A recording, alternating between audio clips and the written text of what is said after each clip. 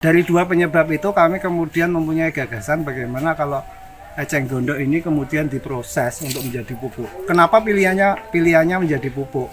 Itu karena kami melihat kalau dibuat pupuk itu kita bisa mengambil cakupan eceng gondok yang banyak jika dibandingkan dengan dibuat kerajinan atau yang lain. Itu dasarnya seperti itu. Tetapi sebetulnya kami juga kalau ini hanya dilakukan oleh Jampisawan sebetulnya kan tidak memberi dampak yang signifikan.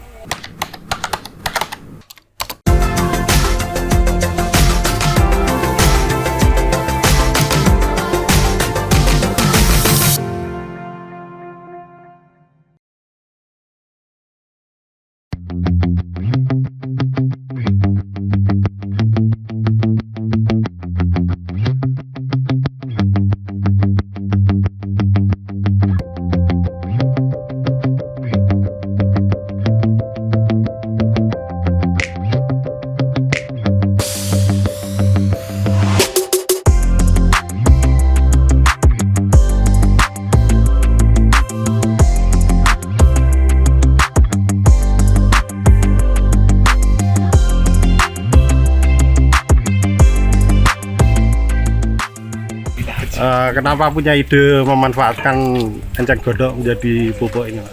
Jadi begini, selama ini kan kami melihat teman-teman Jampisawan itu salah satu penyebab pendangkalan di Sungai Juwana. Hasil penelitian teman-teman Jampisawan itu kan disebabkan 3 hal. Jadi sampah rumah tangga, kemudian sampah industri, dan kemudian sampah pertanian dan eceng gondok. Ketika beberapa sampah itu bertemu, kemudian terperangkap di eceng gondok ini dan kemudian mempercepat proses pendangkalan di Sungai Juwana. Idenya seperti itu, Mas. Jadi keterangan yang kedua bahwa eceng gondok ini sangat mengganggu teman-teman nelayan tradisional. Jadi ketika mereka melaut, seringkali muka air itu semuanya tertutup eceng gondok sampai sejauh 200 sampai 300 meter, sehingga mereka akhirnya tidak jadi pergi melaut, akhirnya kembali pulang. Yang kedua, seringkali eceng gondok ini menyangkut di baling-baling perahu tradisional dan menyebabkan baling-baling itu patah. Akhirnya kemudian juga mereka akhirnya tidak bisa melaut. Itu dari dua penyebab itu kami kemudian mempunyai gagasan bagaimana kalau eceng gondok ini kemudian diproses untuk menjadi pupuk. Kenapa pilihannya menjadi pupuk? Itu karena kami melihat kalau dibuat pupuk itu kita bisa mengambil cakupan eceng gondok yang banyak jika dibandingkan dengan dibuat kerajinan atau yang lain. Itu dasarnya seperti itu. Tetapi sebetulnya kami juga kalau ini hanya dilakukan oleh Jampisawan sebetulnya kan tidak memberi dampak yang signifikan. Harapan kami bisa memberi contoh kepada pemerintah bagaimana desa-desa yang di hulu Sungai Juwana itu kemudian diberi pendidikan dan kemudian ada unit-unit kecil pengolahan eceng gondok di wilayah sana. Selain juga akan mengurangi ketergantungan terhadap pupuk kimia, selain itu juga akan membuka peluang lapangan kerja yang baru. Itu gagasan awal. Kalau kadarnya sendiri?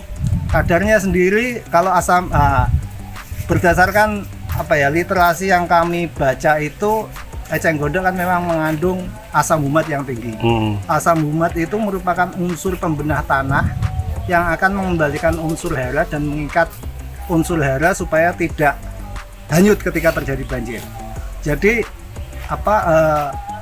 pupuk eceng gondok ini itu sangat pas jika diaplikasikan di lahan pertanian yang sering banjir. Karena mereka akan mengikat unsur hara misalkan di sawah itu tidak larut ke dalam air. Kalau produksinya berapa, Mas? Dalam yang produksi satu hari? Yang ini itu kami mengambil sekitar 100 meter persegi eceng gondok di permukaan Sungai Juwana. Itu kami bisa menghasilkan sekitar 400 kg cacahan eceng gondok. Ketika kemudian dijadikan pupuk ini bisa menghasilkan sekitar 700 kg pupuk padat dari eceng gondok. Kalau cair? Kalau cair kita bisa lebih banyak lagi, tergantung setiap kali siklus kita bikin pupuk cair itu bisa satu hari bisa menghasilkan minimal 2 drum besar, rata-rata 200 liter per drumnya itu per hari. Udah didemplat ini, Mas? Sudah ada beberapa demplot kemarin yang musim kemarin kami demplot di wilayah Gabus untuk tanaman timun suri. Ada 2 perbandingan, satu murni menggunakan asam humat ini, dan yang satu asam humat tetapi masih ditambah bahan kimia. Tapi ternyata hasilnya lebih bagus yang murni asam humat yang timun suri. Kemudian kami juga coba ke teman-teman tambak Romo itu jagung dengan pupuk asam humat ini ternyata juga hasilnya lebih bagus.